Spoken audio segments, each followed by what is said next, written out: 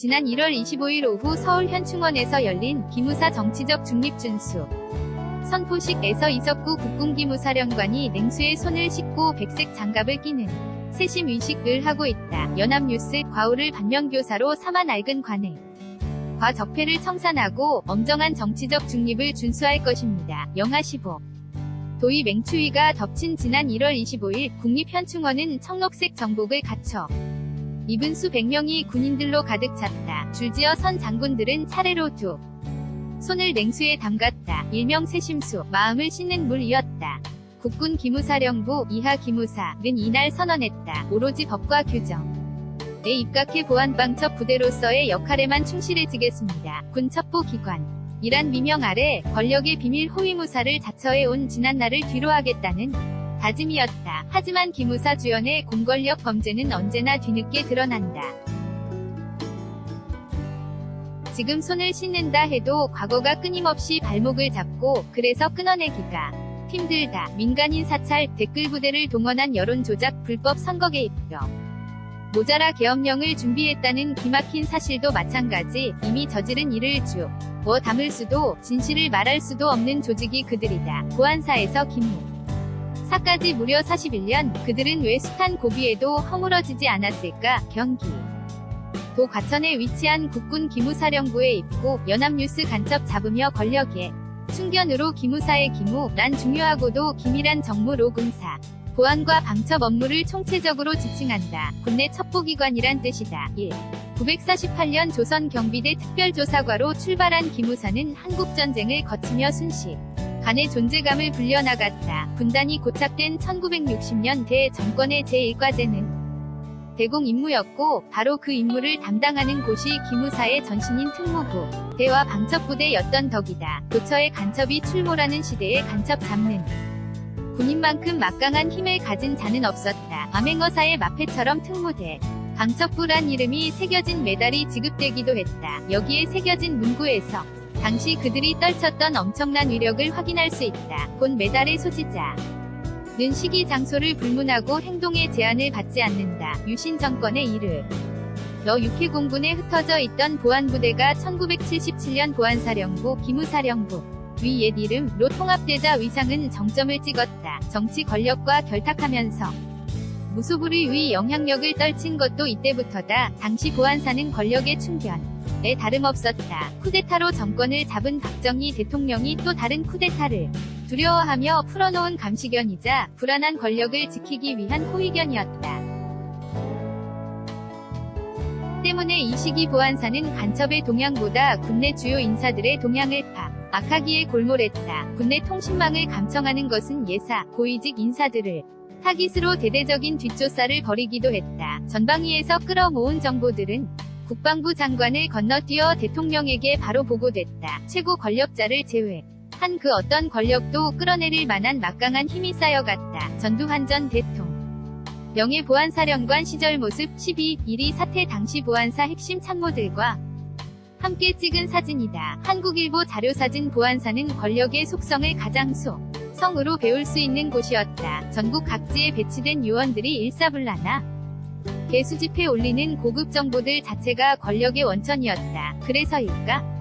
쿠데타 방지라는 간판이 무색하게도 1979년 박정희 대통령 서거 후공 100을 틈타 또 다른 쿠데타를 일으킨 이들은 다름 아닌 20대 보안사령관 전두환과 21대 보안사령관 노태우였다. 대통령을 둘이나 배출한 보안사령관 위 자리는 곧 출세의 발판이 됐다. 군사정권 시대에 비해 영향력이 떨어져 던 문민정부 출범 이후에도 적잖은 기무사령관 출신들이 정치권에 발을 들인 것은 결코 우연이 아니었다. 마음만 먹으면 누구든 엿볼 수 있다고.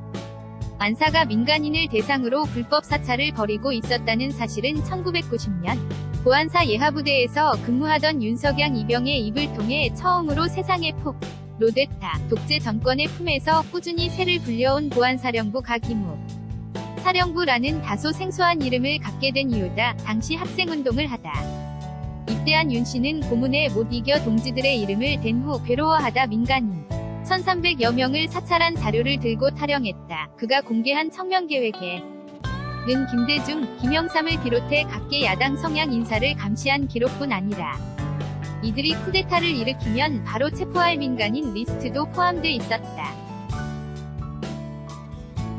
유사시 도주 가능 경로부터 친인척의 주거지까지 미행하지 않았더라면 알 수 없을 내밀한 개인정보였다. 여론의 거센 비판에 직면한 노태우 대통령은 국방부 장관과 보안사령관을 경질하고 이듬해인 1991년 보안사령부의 칭을 기무사령부로 바꿨다. 개혁을 노린 정치적 메시지였지만 간판을 바꾼다고 달라질 그들이 아니었다. 1990년 10월 4일 국군 보안사령부 가 1300여 명이 민간인을 사찰해왔다는 사실을 폭로한 윤석양 당시 24.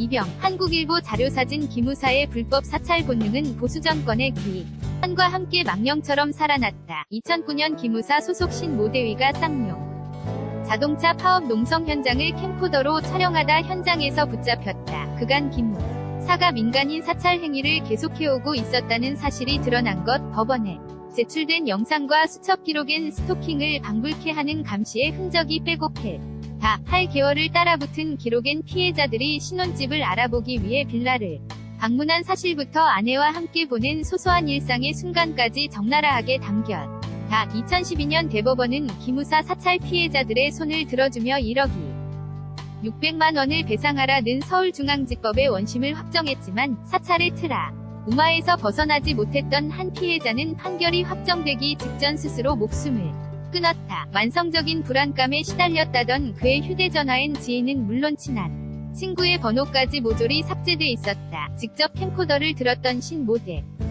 위와 이를 지시한 이 모대령은 처벌은커녕 피해자들의 희생을 발판 삼아 요직을 향했다. 기무사가 마음만 먹으면 누구든 감시할 수 있다는 사실은 2011년 조선대 기광서 교수의 이메일 해킹 사건을 통해 더욱 공공연해져 주로 경찰 전산망에서 주민등록번호, 주소, 출국정보, 범죄 경력을 조회해온 기무사는 기 교수의 25년 전 국가보안법 위반 전력을 포착하고 그의 조선대 포털 아이디를 해킹해 수백 건의 이메일 자료를 절취했다.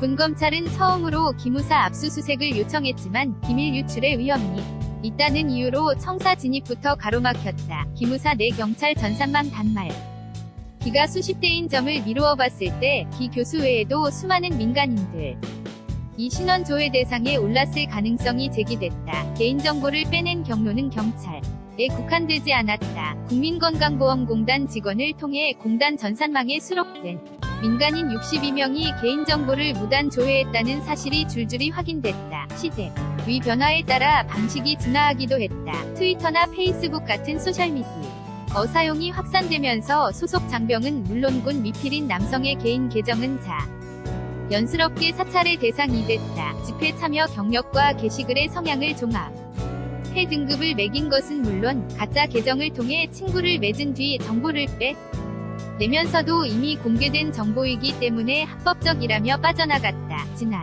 5월 17일 MB 정권에서 기무사를 이끌었던 배득식 전 기무사령관이 직권 남용 혐의 피의자 신분으로 소환 조사를 받기 위해 서울 서초구 서울중앙지검에 출석하고 있다. 배 전 사령관은 2011년 3월부터 2013년 4월까지 당시 여권 지지, 야권 반대 등 정치 관여 글 2만 여건을 온라인상에 게시하도록 기무사 대원들에게 지시한 혐의로 구속됐다. 연합뉴스 재버릇 남 못 주고 보수 정권 하수인 이명박 전 대통령은 참여정부 때 진 기무사령관의 대통령 독대 보고를 부활시킨 장본인이자 국가정보원과 무사를 댓글 부대의 쌍두마차로 활용한 이다. 2008년 당시 미국산 쇠고기 수입 반대 촛불 집회로 위기에 직면한 MB정부는 기무사의 사이버 여론 보고와 댓글 공작을 지시했다. 스파르타 활동으로 일컬어진 이 인무의 활동대원은 수백여 명, 전국 예하부대에서 차출된 중사와 대위들이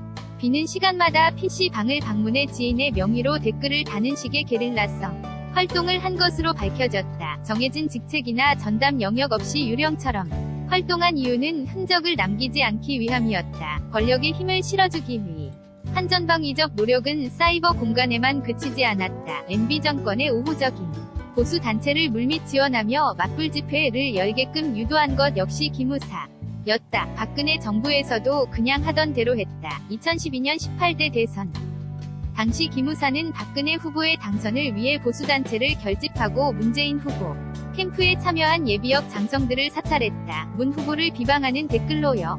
론 조작을 펼친 건 빙산의 일각. 최근엔 기무사가 세월호 참사에 조직적으로 관여한 문건이 공개되면서 세월호 유족들의 정치적 성향마저 감시했으니 밝혀지기도 했다. 이들은 팽목향은 물론 안산 단원고에도 배치돼 현장 상황을 일일이 보고했다. 심지어는 때를 쓴다는 비난 여론을 유가족에게 전달해 무분별한 요구를 차단하자는 가이드라인부터 시체는 바다에 가라앉히는 수장은 오랜 장례법이라는 점을 들어인양을 좌절시키자는 유가족 설득 방안까지 제시했다. 박근혜 전 대통령에게는 이미지 제고를 위해 눈물을 흘리며 희생자 이름을 부르라고 조언한 것까지 드러나며 공분을 샀다.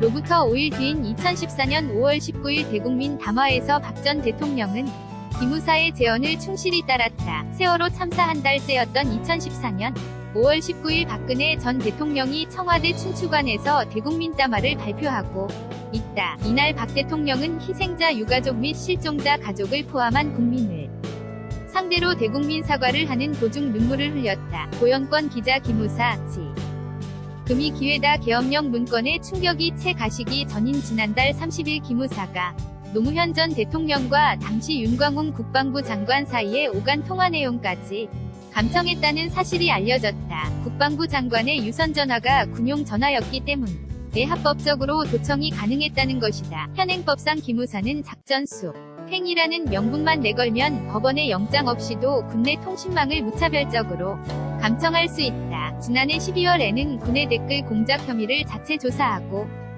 있던 국방부 TF를 감청의 수사기밀을 미리 알아낸 사실이 알려지면서 무사의 광범위한 감청을 제어할 마땅한 수단이 없다는 비판이 제기되기도 했다. 장영달 기무사 개혁위원장이 2일 오후 서울 용산구 국방부에서 기무사 개혁 방안을 브리핑하고 있다. 신상순 선임기자 군사정권 시대에 뿌리내린 감시 관행이 문민정권 25년째인 지금까지도 그대로 이어져 온 이유는 하나다. 개혁의 요구가 번번이 좌절된 탓 정권이 바뀔 때마다 크고 작은 시도들이 이어졌지만 누구도 기무사가 가진 권한 자체에 손을 대지 못했다. 2일 국군기무사령부 개혁위원회가 내놓은 기무사 개혁안은 요원을 0% 이상 감축하고 기무사령관의 대통령 독대 보고를 금지하며 전국에 배치된 기무부대를 전면 폐지하는 것을 골자로 한다. 이에 문재인 대통령은 기무사를 재편해 새로운 사령부 형태를 만들라는 지시를 내렸다. 기무사령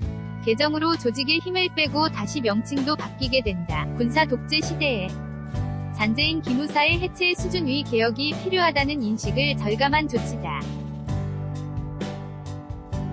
과연 27년 전 그랬던 것처럼 이름만 바뀌고 말 것인지 그들이 다짐했던 것처럼 마음을 씻어내고 새롭게 태어날 것인지 지켜볼 일이다. 박지훈 기자 LUC 밑줄 JYUN _HANKUOKILBO